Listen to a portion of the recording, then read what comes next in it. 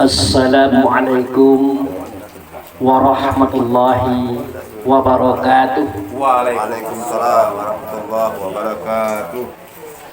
Alhamdulillah wa syukurillah ilahi ta'ala la rahmatillahi alaina aina fizal layli hadarna fizal bait insyaallah rahmatullahu alaina wa ala nabil karim Muhammad sallallahu alaihi wasallam hayya sallimu alaihi Allahumma sholli ala Muhammad wa ala ali Muhammad amma ba'd.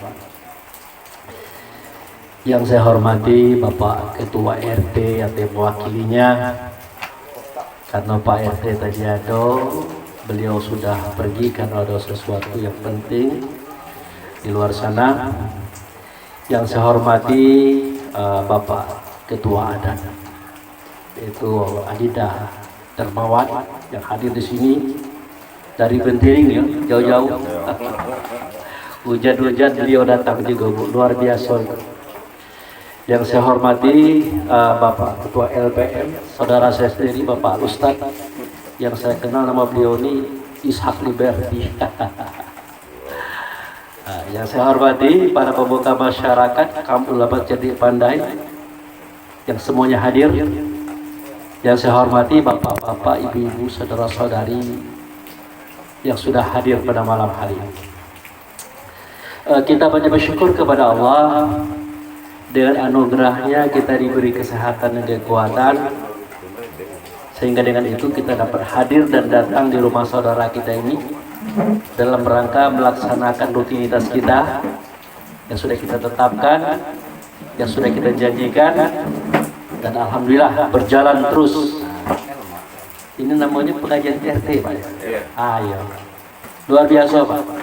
Ambo tadi berdoa kepada Allah, ya Allah, oh jangan sampai nanti orang tidak hadir, sepi, pas sampai kau kaget, lapan rubuh. Jadi karena pernah terjadi, Pak, hujan-hujan cekot, tiba orang tidak ada, tapi bukan di Sikon, tempat lain. Kemudian di hadapan ikutan kita Nabi Muhammad Rasulullah Sallallahu Alaihi Wasallam, kita bersolawat Allahumma sholli ala Muhammad wa ala ali Muhammad amma ba'd. Jadi maaf Bapak Ustaz, dinobatkan tidak Ustaz.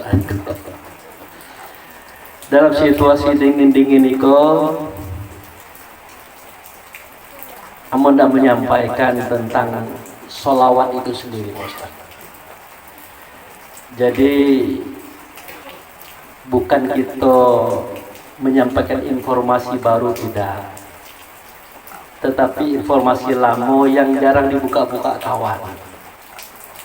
Jadi hari ko sambil kita nunggu hujan reda, biar kita bisa pulang dengan lancar, kita buka kaji tentang sholawat. Setuju, Bu? Setuju, Bu? Ini ibu-ibu tanya, Pak.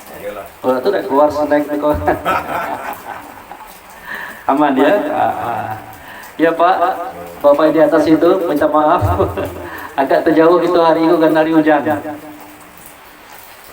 Jadi Pak Ustadz, sebenarnya miris hati itu lalamu.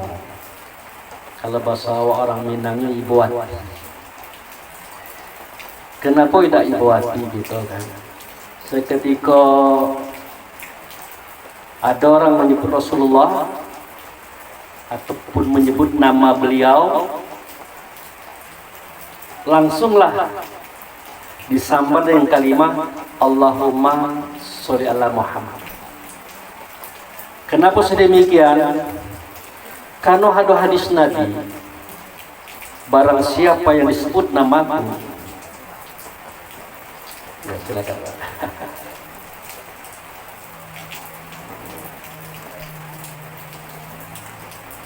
Ayo, kotak. Lanjut. Barang siapa yang disebut namaku, kemudian dia diam saja, tidak mengucapkan Allahumma sholli ala Muhammad, maka dia tidak tergolong umatku. Nah, berdasarkan hadis ini tadi, kita ini kalau disebutkan nama Rasulullah langsung menyambar dengan kalimat Allahumma sholli ala Muhammad. Jadi itulah padek lah itu, lapas lah itu. Jadi pada malam hari ini kita tidak menyampaikan apa itu salawat. Itu. Jadi salawat itu asal katanya solu, artinya hubungan. Itu. Jadi salawat itu artinya solu, kalau di Indonesia kan artinya hubungan. Nah, seketika kita berkata Allahumma sholli ala Muhammad, itu terjemahannya ya Allah, hubungkanlah aku dengan Muhammad. Itu terjemahan. Oleh karena kita sudah ditinggalkan oleh Rasulullah selama 15 abad, lebih kurang 1500 tahun. Akal kita tuh susah untuk sampai kepada keterangan di mana Rasulullah itu pada hakikatnya hari ini masih ada, masih mendengar suara kita. Apa ini? Silakan Pak, kita santai-santai aja karena hari masih hujan gitu.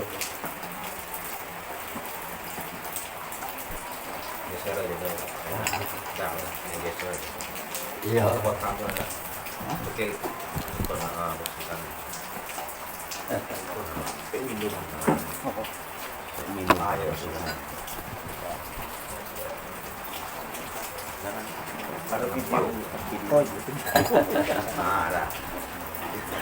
Pak Ustadz, masa sampai video itu kenang-kenang. Kalau Pak Is tuh sering nonton video. Dakwah ya, dakwah. Iya, sekali-sekali. Jadi kita ulangi lagi Ibu, Bapak. Jadi Allahumma sholli ala Muhammad itu artinya ya Allah, hubungkanlah aku dengan Muhammad. Itu artinya. Nah, diartikan oleh sebagian orang, ya Allah sejahterakanlah Muhammad. Itu. Tetapi karena memang kita ditinggal oleh Rasulullah sudah 1500 tahun lebih kurang, maka penjelasan ini jadi kabur, jadi remang-remang. Nah, malam ini kita coba untuk membuka sedikit rasio tentang sholawat itu sendiri. Jadi seketika kita berkata Allahumma sholli ala Muhammad, ya Allah hubungkanlah aku dengan Muhammad, itu sebenarnya baru doanya itu. Ya Allah hubungkanlah aku dengan Muhammad, itu baru doanya. Nah, berhubungan dengan Muhammad itu cak mana caranya? Apa lakunya, apa perbuatannya, apa amalnya? Nah, lakunya, amalnya, itulah sholat. Ya Allah, hubungkanlah aku dengan Muhammad. Cak mana caranya? Itulah sholat. Jadi sholat itulah cara kita menghubungkan diri dengan Rasulullah Sallallahu Alaihi Wasallam. Ada satu kejadian yang sering kita lakukan, tetapi jarang kita pikirkan. Nah, biasanya ibu-ibu sebelum sholat masuk kan ada azan tuh, ya, ada azan kan? Apalagi Al-Furqan tuh kencang tuh azan ke situ. Nah, setelah selesai azan, biasanya ada doa enggak? Apa tuh doanya? Apa? Allahumma Rabbah hadhihi da'wati tammah, terus wa sholatil qa'imah ati Sayyidina boleh, Muhammad langsung boleh. Apalagi wasilah wal fadilah. Apalagi wa ba'su fit maqam mahmud. Rajin kita Pak. Rajin kita membaca itu. Karena ada pahalanya. Benarkah itu? Jawabnya benar. Tidak ada yang baik-baik itu tidak berpahala. Pasti ada pahala. Tetapi kadang-kadang kita lupa menerjemahkan. Lalu apa terjemahannya itu? Terjemahannya adalah, wahai Allah yang memiliki seruan yang sempurna, yaitu sholat yang akan didirikan, hadirkan di engkau Muhammad. Nah, hadirkan di engkau Muhammad sebagai wasilah, sebagai perantara antara aku dengan engkau ya Allah. Di mana? Di maqam Mahmud, di tempat tegaknya Mahmud. Siapa Mahmud? Mahmud itu beliau. Artinya Allah, Rasul mengajarkan kepada kita supaya berwasilah kepada beliau, menjadikan beliau perantara antara kita dengan Allah. Nah, inilah kejadian yang terjadi sewaktu kamu berhadapan dengan saudara-saudara kita dari MUI Kota. Mungkin Pak Ustadz hadir waktu itu, baju merah di kolam. Diprotes. Kalau kita ingin berbicara dengan Allah, langsung Pak Ustadz, tidak pakai perantara-perantara, kata beliau. Dan pada waktu itu yang saya sayangkan adalah beliau menyebut strata. Mesti jangan. Iya, kalau pas, kalau dapat kan malu gitu. Nah gitu. Nah waktu itu aku santai menghadapi beliau itu. Kenapa sudah demikian? Pada surat Al-Maidah ayat 19 kalau saya tidak salah. Di situ ada kalimat yang berbunyi begini. Ya ayyuhallazina amanu taqullaha wabtaghu ilaihi wasilah wajahadu fisabilihi la'allakum tuflihun. Hei orang yang beriman, bertakwalah kamu kepada Allah, cari oleh kamu jalan menuju Allah. Wabtaghu ilaihi wasilah, tadi cari jalan menuju Allah, cari yang menjadi perantara antara kamu dengan Allah. Dan berjuanglah kamu mencarinya. Kalau kamu mendapatkan dia, kamu akan menang. Itu Allah yang ngomong. Ternyata kita diperintah oleh Allah mencari wasilah itu, mencari perantara antara kita dengan Allah itu. Nah, ini suatu perintah yang Allah nyatakan pada surat Ali Imran ayat 19 itu. Nah, masalah beliau untuk membantah itu kan hak beliau. Tidak masalah itu. Tetapi dalam pemahaman kita, itu benar adanya. Jangankan kita kepada Allah, Allah kepada kita aja berwasilah. Allah kepada kita aja berperantara. Makanya dikatakan oleh Allah dalam Al-Quran, surah Al-Imran 49 itu, tidak mungkinlah manusia itu bercakap-cakap dengan Allah langsung, atau Allah itu bercakap-cakap dengan manusia langsung. Tidak mungkin. Pasti melalui perantara-perantara, kata Allah. Di balik tabir, melalui rasul-rasul. Kenapa seperti itu? Kalau Allah langsung bersuara berkata kepada kita, tak mungkin Pak. Pajak binasa langit dan bumi ini, hancur alam semesta ini. Dari mana Pak Ustaz tahu? Nah, cara kita memahami sederhana. Mungkin Pak Ustaz pernah mendengarkan hadis Nabi, seketika ada orang jangkek di ringgo-ringgo itu kan, orang yang nak dikubur tuh, dia kan bersuara tuh.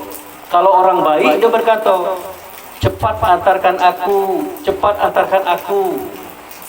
Kalau orang jahat, dia berkata, mau dibawa kemana aku, mau dibawa kemana aku.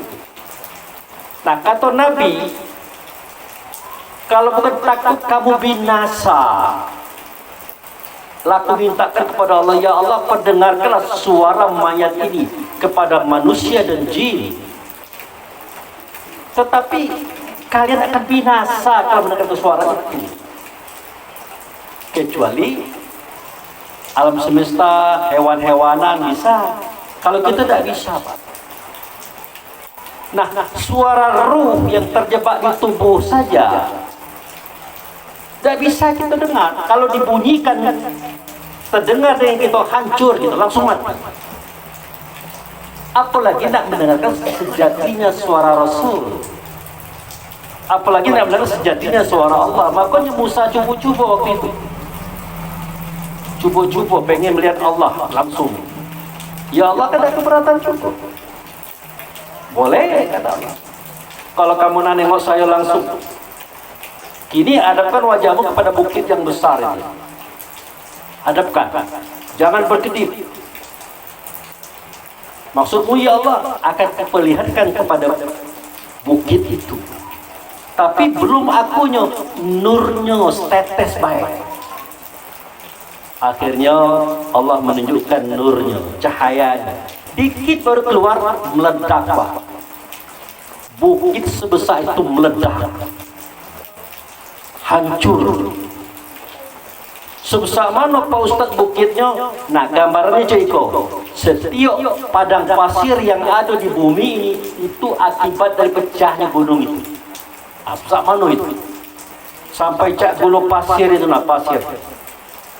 Itu efek dari meledaknya gunung itu. Akhirnya Musa tertimbun, Pak. Mati. Lalu kami hidupkan kembali, kata Allah. Itu ada dalam Al-Quran cerita itu. Jadi tidak mungkin Allah itu langsung kepada kita berbicara, itu tidak mungkin. Termasuk memberikan rezeki, kue, apa itu, lontong. Tidak ada Allah langsung ngantar lontong itu, tidak ada. Pasti melalui perantara, yaitu ahli rumah. Ahli rumah juga dapat barang-barang itu melalui perantara, beli di pasar. Pembeli juga melalui petani, pekerja, macam-macam itu. Semuanya pakai perantara. Nah, jadi antara kita dengan Allah seketika berdialog memang harus pakai perantara, yaitu Rasulullah Sallallahu Alaihi Wasallam. Jadi Pak Ustaz, kami terima kita nak berhadapan dengan Allah, perantaranya Rasulullah. Tetapi Rasulullah kan sudah mati. Nah, itu dia. Kan gitu. Kata siapa sudah mati? Kata kita. Ngapa kita kata sudah mati? Karena kita kurang mau menggali, kurang mau memikirkan. Padahal benar ada yang mati. Apa itu? Tubuh beliau mati memang. Terkubur tubuh beliau di Madinah, ada kuburan. Tetapi sesuatu yang ada dalam tubuh waktu itu tidak mati. Di mananya kini? Itu. Itu yang mungkin kita sampaikan Pak Ustadz malam ini. Lah, kalau beliau tuh mati, untuk apa kita bersolawat kepada beliau? Untuk apa kita menjadikan beliau wasilah antara kita dengan Allah? Tidak mungkin. Untuk apa kita menjadikan itu? Tidak ada. Dan tidak mungkin keluar surat Ali Imran ayat 32 itu. In kuntum tuhibbunallah fattabi'uni. Kalau kamu cinta Allah, ikut saya, kata beliau. Ya Bu, cinta kepada Allah. Cintanya tahu caranya cak mana?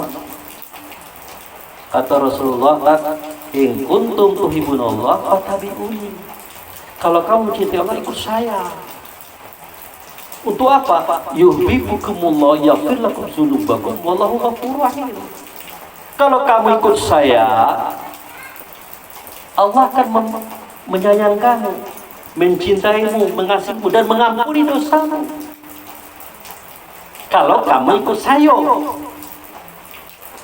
Kalau tidak ikut saya, ya sebaliknya.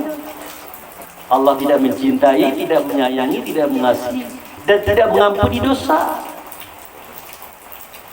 Nah, sebenarnya ini perlu dikoreksi. Apakah sudah mengikut Rasul atau belum kita? Ternyata mengikut Rasul itu kita harus tahu di mana Rasul itu sekarang. Jadi antara Nabi dengan Rasul itu beda ini. Nabi itu asal katanya an-nabaun. Nabaun itu pembawa. Pembawa apa? Pembawa Rasul. Nah, dia menuju kepada badan, menuju kepada fisik. Nah, Cak Ambo kenal yang baju merah itu. Itu an-nabaun namanya. Apa yang dibawanya? Ya dibawanya Ambo. Di mana Ambo? Ambo dalam dada. Ah itu. Cak itu juga Nabi. Nabi itu badannya, jasad tuh. Yang di dalam badan itulah Rasul. Yang datang daripada Allah, masuk ke dunia, masuk ke dalam dada itu. Itulah Rasul. Jadi Nabi tidak terkubur itu benar, tapi kalau Rasul tidak terkubur beliau. Tidak terkubur. Nah, inilah yang kita cari. Inilah yang kita cari. Wabtahu ilaihi wasilah. Kamu carilah, kamu kejar dia. Perantara itu kamu cari. Wajahadu fisabili, berjuang kamu untuk mencari dia. La'alakum tuflihun. Kalau kamu bertemu, kamu pasti menang. Nah, ini yang kurang kita perhatikan kalimatnya.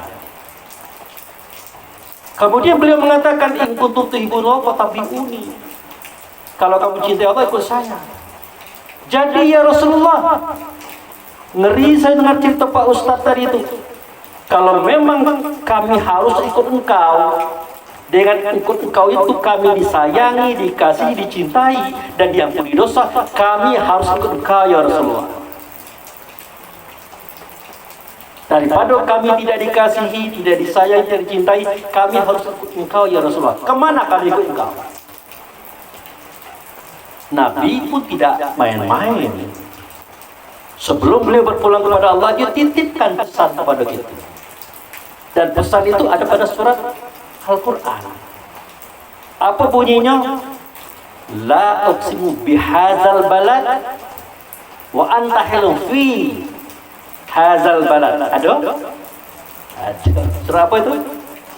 Al-Balad. Aku bersumpah hai Muhammad dengan negeri ini, bahwa engkau hai Muhammad ada di dalam negeri ini, tetap ada dalam negeri ini. Negeri yang mana? Ditulislah oleh kawan dalam Al-Quran itu Mekah. Tengoklah ke situ. Jangankan beliau badannya beda di Mekah, badannya ada di Madinah. Lalu di mana Pak Ustadz negeri yang dimaksud itu? Nah, kita larilah ke surat Ali Imran ayat 96. Nah, ketemu kita. Apa bunyi ayatnya? Inna awala baiti udi'al linnasi lalazi bibakah. Itu dia. Hudalil alamin fihi ayatu bainatu maqama Ibrahim mandakalukan aminah. Sesungguhnya kata Allah, rumah yang pertama kali. Nah, kalau rumah yang pertama kali artinya belum ada rumah sebelum rumah itu. Nah, sesungguhnya rumah yang pertama kali, ambo yang bueknya bukan tukang, itulah rumah yang ada di negeri Bakah. Akan jelaskan kalimat ini. Diberkati rumah itu, petunjuk bagi alam semesta. Jadi isi alam doblak kalau minta petunjuk, pergi ke rumah itu.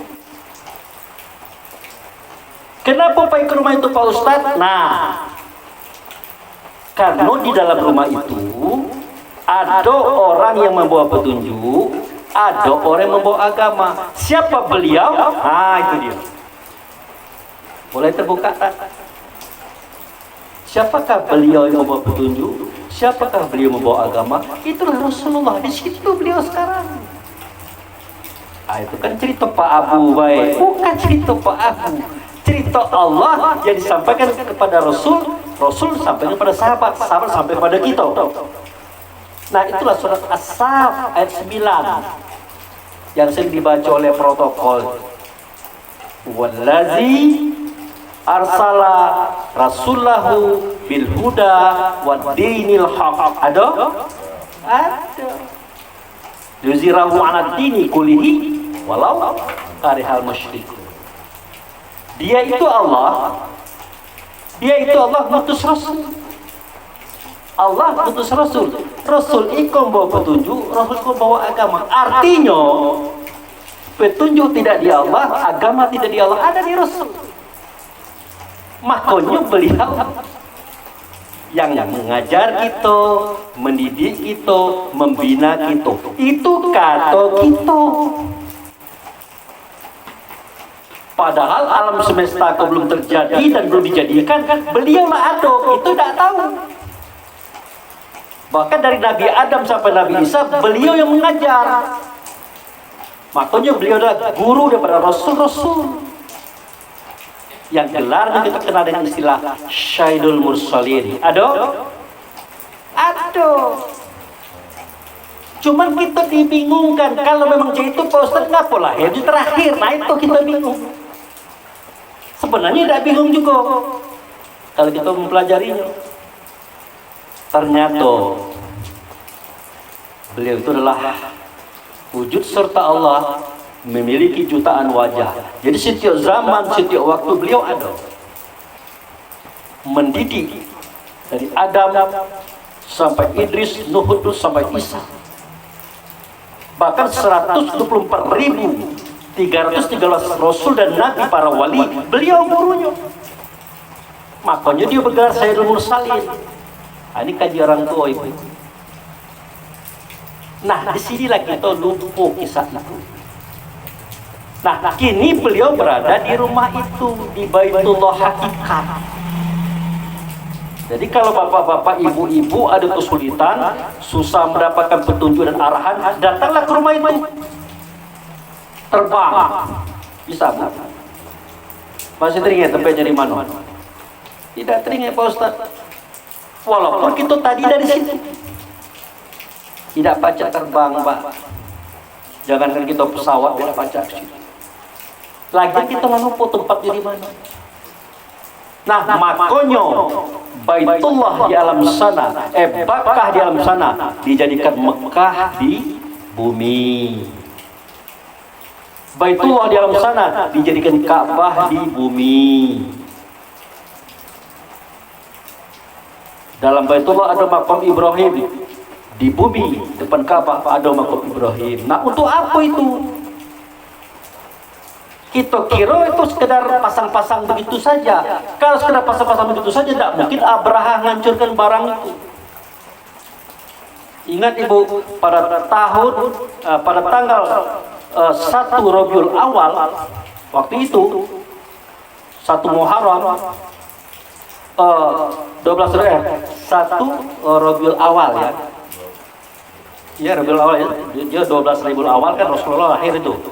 Pada tanggal 1 Rabiul Awal itu Abraha itu menyusun pasukan 10.000 pasukan lengkap dengan gajah, kuda dan orang, senjata lengkap. Kata orang nak ngancurkan Ka'bah, setuju balik, alangkah ruginya. Kalau sekedar nak ngancurkan Ka'bah justru balik, alangkah ruginya. 10.000 pasukan itu kalau nasi padang dimakannya 3 kali sehari lah, berapa biayanya, Pak? Ya kan? Belum lagi makan kuda yang 300 ekor, gajah, tidak kurang 1 miliar biayanya 1 hari. Ah itu, tidak kurang 1 miliar biaya 1 hari. Mulai tanggal 1 Rabiul Awal dia bergerak. Pada tanggal 11 dia berada di perbatasan Mekah. Nah, waktu itu yang mana unta lepe itu diambil, ditangkap oleh rombongan Abraha ini. Ternyata ada 100 onta Datuk Nabi ditangkapnya. Nah, oleh Datuk Nabi Abdul Muthalib didatangi Abraha. Tolong balikkan unta saya yang kamu ambil kemarin. Kata Abraha, ya. Nampaknya berhargalah untukku bagi kamu ketimbang Ka'bah. Apa kata Abdul Muthalib? Kalau untukku saya tuan. Kalau Ka'bah itu Allah, pacalah dia ngurus. Nah, dari kalimat Abraha itu kan bisa kita tengok itu. Agaknya lebih berharga untuk bagi kamu ketimbang Ka'bah. Artinya, Abraha itu tahu apa itu Ka'bah. Kita yang tidak tahu. Makanya dia berusaha menghancurkan. Oleh Allah tidak main-main pula dia. Allah kan Tuhan itu. Maha kuasa, maha hebat, tidak main-main. Ribuan malaikat dijelmakan menjadi burung ababil, menimpuk, membom pasukan Abraha sampai hancur dan mati. Keluar ayatnya kan, keluar surat Al-Fil itu. Berarti ini serius. Dan kita tidak pernah bertanya apa Ka'bah itu sebenarnya. Rupanya Ka'bah itu tanda Baitullah. Kita kan mencari Muhammad tadi itu, nak ngomong dengan Allah melalui Muhammad. Muhammadnya ada di Baitullah, macam mana tuh? Nah kata Allah, sudahlah, tidak akan mungkin kamu baca situ. Aku buat juga tanda Baitullah itu namanya Ka'bah. Jadi kalau kamu ingin berdialog dengan aku, datanglah kepada Ka'bah itu. Nah, tegaklah kamu di depan Ka'bah itu. Barang siapa yang melihat Ka'bah dalam sholatnya sama dengan melihat Baitullah hakikat. Barang siapa melihat Baitullah hakikat sama dengan melihat Muhammad. Barang siapa melihat Muhammad sama dengan melihat Allah. Walaupun Muhammad pun Allah, Allah pun Muhammad. Begitu dimudahkan. Begitu cara mengikut Rasul, kata Rasul. Makanya dikatakannya, in kuntum tuhibbunallah fattabi'uni. Kalau kamu cintai Allah, ikut aku. Kemana ke Baitullah hakikat? Karena beliau di situ. Tidak bisa, makanya jadilah sholat itu sebagai ritual kita untuk mengikut Rasul. Jangan kemana-mana. Kalau badan boleh di Masjid Al-Furqan, silakan. Badan boleh di kantor, di rumah, silakan. Tapi rasa kita, ingatan kita, kesadaran kita tidak boleh kemana-mana ini.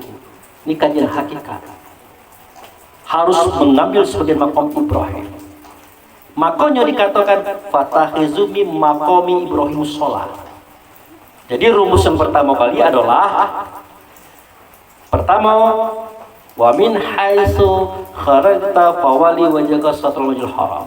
Dari mana saja kamu berada, dari mana saja kamu keluar, hadapkan wajahmu ke Masjidil Haram. Wajah mana? Bukan wajah tubuh. Kalau wajah tubuhku, kalau naik pesawat, naik mobil, dapat cara lagi diatur.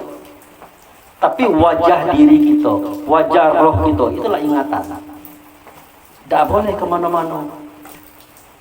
Ke situ, kata Allah. Dari mana saja kamu keluar, dimanapun kamu berada, hadapkan wajahmu ke Masjidil Haram. Kenapa Masjidil Haram? Ada tanda Baitullah di situ, namanya Ka'bah. Itu rumus pertama. Yang kedua, fal ya'budu rabb hadzal bait. Kau sembah Tuhan di rumah ini. Nah, tunjuk Ka'bah tadi. Yang ketiga, fatakhizu min maqami Ibrahim shalah. Nah, itu dia. Itu yang ketiga. Ambil sebagai maqam Ibrahim, disitulah kamu sholat dengan ingatan kamu, dengan perasaan kamu, dengan kesadaran kamu. Jadi ritual sholat ini Bapak Ibu saya hormati, tidak main-main.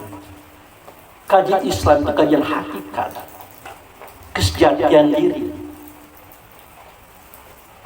Tapi Pak Ustadz, selama ini kami tidak pernah diajarkan seperti itu. Wajar-wajar saja. Artinya mungkin kapasitas kita baru batas itu. Nah, malam ini kita coba buka-buka dikit. Aja itu. Nah, kalau kita bisa memantapkan ingatan kita, perasaan kita, kesadaran kita di depan Ka'bah tadi, di situ kita tegak, ruku itu dan sujud dalam rasa kita, sudah mantap. Jangan kemana-mana lagi. Jangan kemana-mana lagi. Tapi apa yang terjadi? Kita Allahu Akbar, kita takbir. Kita lah kemana? Lah ke pasar, lah ke kebun, lah ke bank, mana lagi? Ngitung duit, nagih hutang, macam-macam. Apa benar seperti itu? Benar seperti itu? Tidak benar, tidak ada tuntunannya sholat seperti itu. Justru yang ada tuntunnya adalah dari mana saja kamu keluar, di mana saja kamu berada, hadapkan wajahmu ke Masjidil Haram. Itu ada tuntunan. Sudah, ternyata di situ ada Baitullah atau Ka'bah. Disebutkan falyabudu rabb hadzal bait. Ada. Sudah itu apa? Fatahizu bi maqami Ibrahim shalah. Ada. Itu. Nah, yang lebih kencang lagi bahasanya, wa kadzalika ja'alnakum ummatan wasata litakunu syuhada 'alan nas wa yakunu rasul 'alaikum syahida wa ma ja'alna qiblatan kunta la illa lina'lamu ma yatabi rasul mimma yanqalib 'ala aqibai. Itu dia. Sedemikian aku jadikan kamu umat pertengahan. Kamu di sini dia menuju kepada yang punya ingatan, yang punya perasaan, punya kesadaran itu dalam umat pertengahan. Kalau di situ ingatan kita adalah umat pertengahan, Bapak. Antara Rasul dengan tubuh kita. Supaya apa? Kalau begitu cara sholat kita, waktu itu kita bisa menyaksikan manusia. Manusia kita, tubuh kita, perangai kita. Kenapa? Karena kita disaksikan Rasul di tempat itu. Kalau kita disaksikan Rasul di tempat itu, berarti Allah pun menyaksikan kita di tempat itu. Tidak kujadikan sistem kiblat ini supaya aku tahu siapa mengikut Rasul, siapa yang berpaling daripadanya. Itu catatan. Nanti Pak Ustaz tengok ayat. Ila linak lama mayati bi Rasul mimma yang qarib ala aqibai. Ternyata mengikut Rasul itu caranya. Menghubungkan diri dengan Muhammad itu caranya. Nah, kalau sudah itu cak mana terjadi Pak Ustaz? Nah, itu dia. Al-A'raf ayat 43. Apa bunyinya? Wa nazza'na ma fi sudurihim min ghilin tajri min tahtihal anhar. Di tempat yang mengalir air di bawahnya itu air Zam-Zam, disitulah kami cabut penyakit hati dalam dada mereka. Kami cabut. Kalau ada iri kita, dengki kita, benci kita ke orang, di situ dicabut oleh Allah. Dicabut oleh Rasul. Secara kebatinan. Lama-lama apa terjadi? Iri kita lah kurang, benci kita lah kurang, pemarah kita lah kurang. Lama-lama apa terjadi? Habis iri kita ke orang. Habis benci kita ke orang. Orang nak kaya, alhamdulillah. Orang sukses, alhamdulillah. Kenapa bisa seperti itu? Karena penyakit hati dicabut oleh Allah di tempat itu. Ini jaminan. Nah, pencabutan penyakit hati dalam dada itu yang disebut syafaat. Syafaat itu katanya sifat, obat. Obat apa? Obat penyakit jiwa. Caranya dicabut penyakit hati di tempat itu. Itu. Jadi kita bersolawat kepada Rasul, kita ikut Rasul. Tujuan kita adalah untuk dicabut penyakit hati. Untuk didapatkan syafaat atau pertolongan Allah di tempat itu. Jangan tunggu kiamat, tidak ada Pak. Di hari kiamat itu tidak ada syafaat. Itu kan kata Pak Abu, nah buka Al-Quran. Wataku yauma la tadri nafsun an nafsin saya wala yaqbalu min adlu wala tanfu syafa'atu wala hum yunsar. Takutlah kamu pada suatu hari kamu tidak pacak nolong orang, orang tidak pacak nolong kamu, tidak diterima tebusan, tidak diterima syafaat pada waktu itu, dan kamu tidak ditolong. Ada 2 ayat dalam surah Al-Baqarah kalau satu diantaranya 151. Cek. Kenapa? Karena syafaat itu artinya obat. Di mana Allah mencabut penyakit hati dan dada kita. Itulah tujuan Rasul itu datang ke bumi ini zahir sebagaimana kita dalam rangka menyelamatkan dada kita, roh kita ini. Jangan sampai busuk hati ke orang, iri ke orang, benci ke orang. Itu kadang-kadang maafkan kita sama-sama ustaz iri-irian. Siapa ustaz kamu? Pak Ishak Ibardi. Mulai. Padahal dia saudara, sama-sama satu misi, saling jelek-menjelekkan. Dia tidak sadar ada orang tertentu tahu barang siapa yang menjelekkan saudaranya, berarti dia lebih jelek daripada saudara yang dijelekkan. Ada orang yang punya paham itu.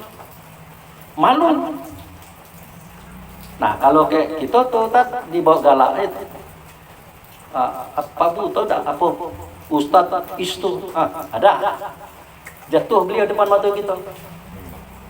Makanya kita kalau menjelekkan orang, kita dipuji orang, kan kita menjelekkan orang, berarti orang itu sama kita atau kita sama seorang itu. Kalau dapat orang kadar di atas sudah jatuh dia. Hati-hati kalau kita ngupe orang dengan orang. Itu.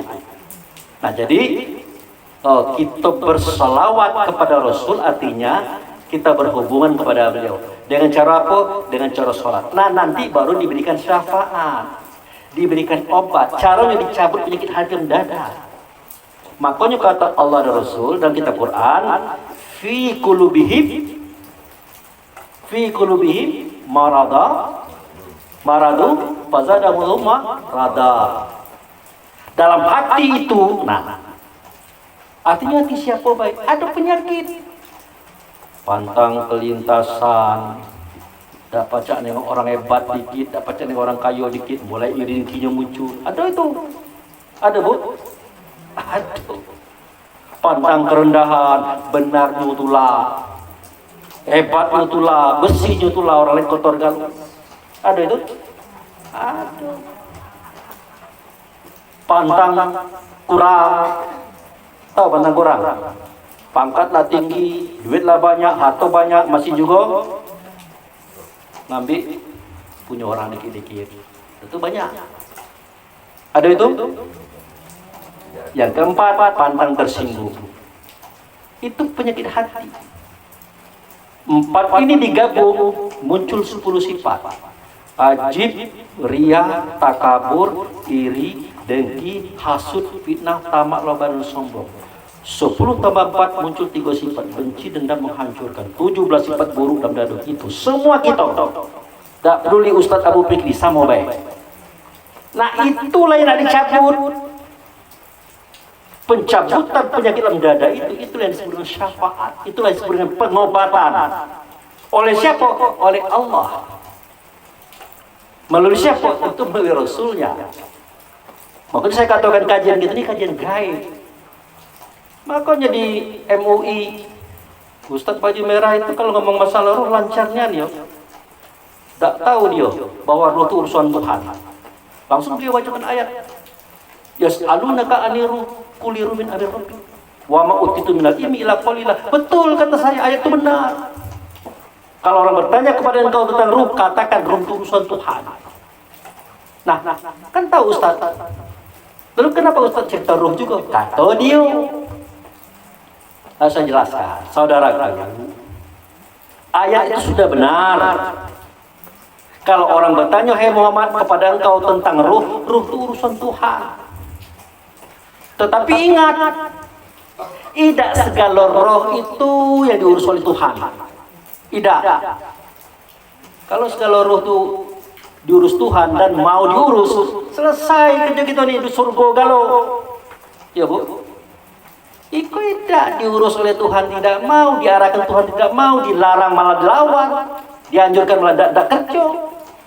Nah diurusin kok, banyak kerja lain kata Tuhan. Ternyata benarlah Allah itu yang mengurus ruh kita. Ruh yang mana? Ruh yang tidak diurus. Ruh yang tidak diurus, dibiarkan lepas, silakan. Mudah-mudahan kita kok adalah roh yang mau diurus. Bersyahadat mau ya Allah. Sholat mau ya Allah. Puasa mau ya Allah. Zakat mau ya Allah. Haji mau ya Allah. Jangan macam-macam ya, jadi ya Allah. Itu mau diurus. Ada orang tuh yang diajak baik dan enggak. Ya bu, ada enggak? Tidak dikira. Itu contoh. Jadi jangan dikira segala roh diurus Tuhan. Tidak. Ada roh yang diurus, ada yang tidak. Cak mana cara Allah mengurus ruh? Cak itulah apa? Dicabut penyakit dalam dada. Supaya apa? Supaya di dalam dada mereka itu ada penyakit, maka kami tambah penyakitnya. Tuhan tidak mau seperti itu. Kalau dibiarkan seperti itu, saro pak, penyakitan galau gitu. Diabetes, jantung, stroke, apalagi Apa sebelah penyakit? Pernahkah kita sadari penyakit itu semuanya bermula dalam dada kita? Ada Pak, ini suatu cerita dikit Pak ya. Orang itu baik, orang itu benar, orang itu jujur. Suatu ketika dia diberi kepercayaan untuk membeli sesuatu untuk organisasi. Ya. Nah, harganya itu 10.000. Dia laporkan 15.000. Karena dalam pandangan dia orang tidak tahu harga ini. Seumur-umur itulah baru dia coba aja itu. Tahu-tahu bertemu dengan sekretaris. Pak, ini harganya berapa Pak? 15.000. Kalau saya tidak salah harganya 10.000 Pak. Idah 15.000. Padahal di hatinya ngecek 10.000. Bapak tahu tak apa yang terjadi dalam dada dia itu? Bergejolak. Rasa malu, rasa takut, menyesal, cak manolah lagi. Tersiksa dia. Hati-hati kalau kita orang baik, jangan macam-macam. Dikit bebek salah, tersiksa. Tapi kalau reman biasa, memang telah kerjanya kan. Kalau orang-orang cak itu jangan cupu-cupu. Ketahuan itu tidak enak. Kemana muka kau tak apa lagi cak? Kami ustaz loh. Makanya kami cak sombong kalau bertemu ibu-ibu kan bukan apa-apa. Ada ibu-ibu jalan kaki, enggak kami naik ke motor. Kalau kata orang, nah pacak pun Pak Bu Fikri. Naikkan bini orang, nah. Terdengar ke orang rumah, katanya awak naikkan bini orang. Yo, alah belagu. Bukan kami sombong, bukan kami tidak peduli. Masalahnya belum lagi kayak suaminya ibu. Nah, banyak persoalan. Jadi itu.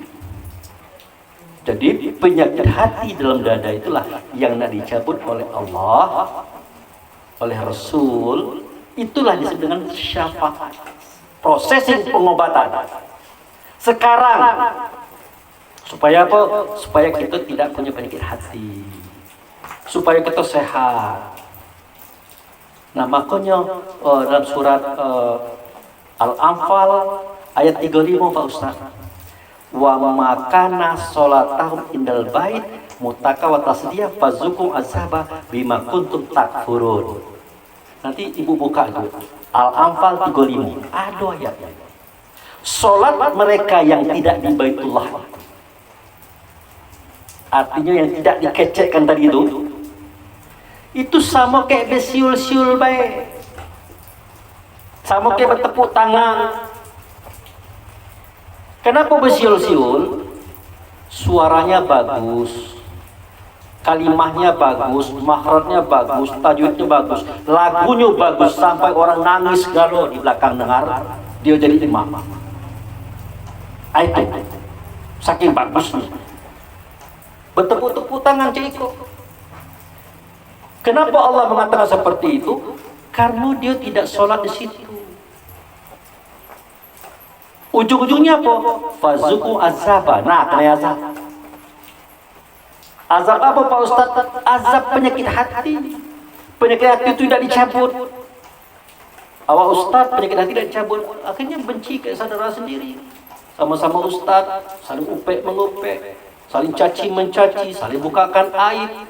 Caknya tak punya aib baik. Ya Bu, ada aib kita Bu. Banyak.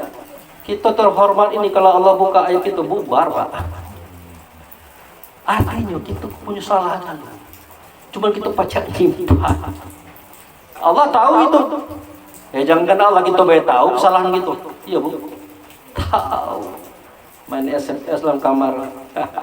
Ngubungi bini orang. Kerja siapa itu? Bukan tidak gitu, bukan. Ada yang menentu, tapi bukan gitu. Itu. Nah, sholat mereka yang tidak di Baitullah itu atau di sisi Baitullah itu sama kayak besiul-siul baik, bertepuk tangan saja, rasakan oleh kamu azab. Kenapa azab? Penyakit hati tidak dicabut. Ujung-ujungnya penyakit hati tadi fazadahumullahu, ditambah oleh Allah. Kanunya banyak, melimpah-limpah, merembet ke badan, ke fisik. Jadi kalau kita sakit, Bapak Ibu saya hormati, jangan dulu bercerita tentang dokter, jangan dulu bercerita tentang obat, bercerita dulu tentang penyakit hati dada kita. Itu obat yang paling ampuh. Tanyalah ke dokter kalau percaya. Pak dokter, obat yang paling ampuh apa? Anda kembali kepada fitrah Anda. Jadi orang yang suci. Anda harus yakin Anda sembuh dengan cara itu. Makanya istighfar itu lebih luar biasa daripada obat dan dokter. Iya. Kenapa? Dari situ mulai pikir hati tadi.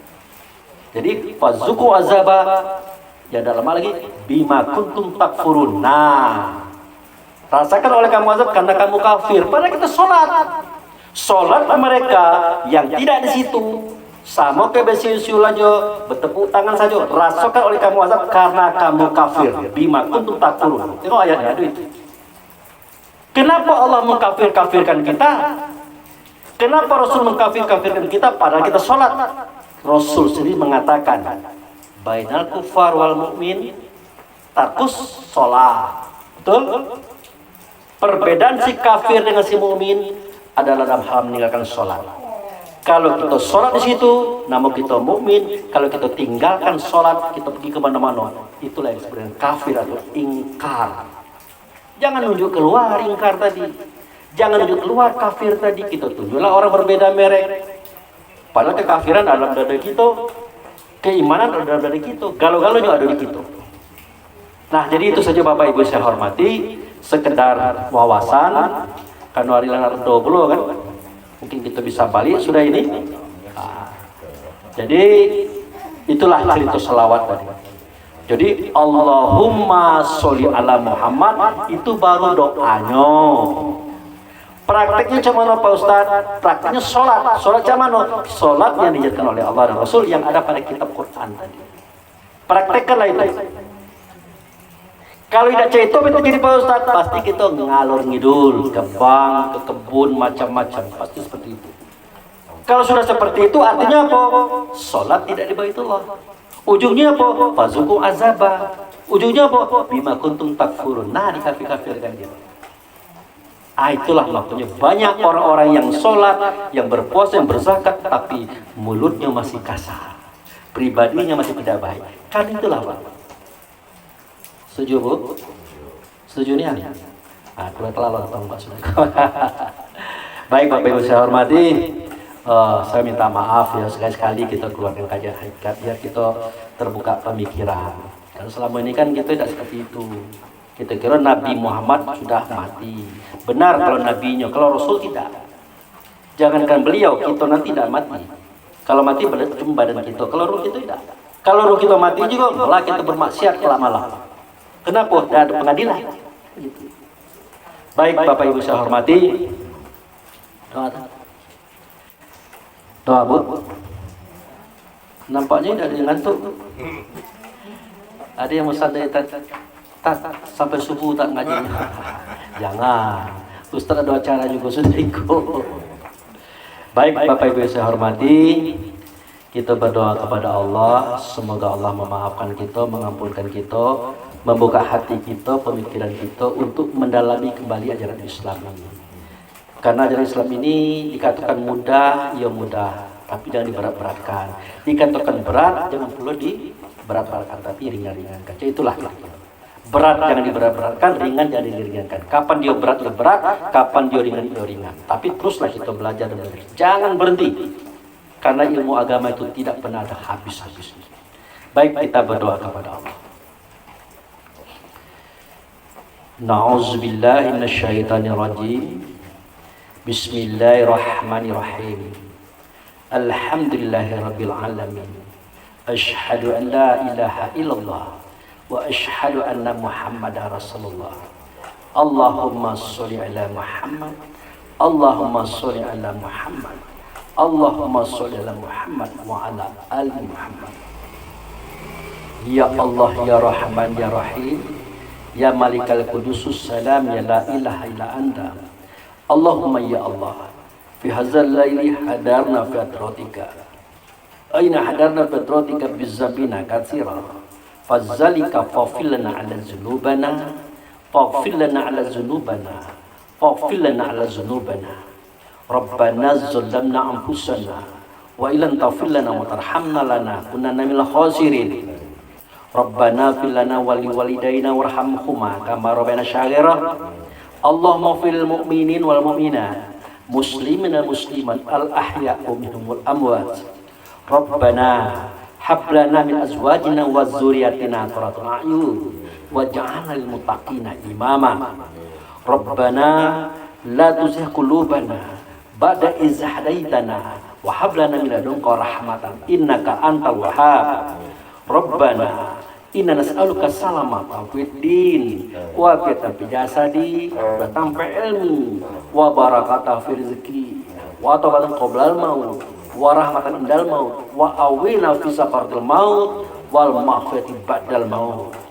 Rabbana na'udzubika bi kalimatika tamati minal bala'i dunya bala'il akhirah azzabi dunya zabil akhirah fitnati dunya fitnal akhirah ala nafsina wal ahlina wal ikhwanuna wal a'maluna wal maluna la hawla wala quwwata illa billahi alil azim.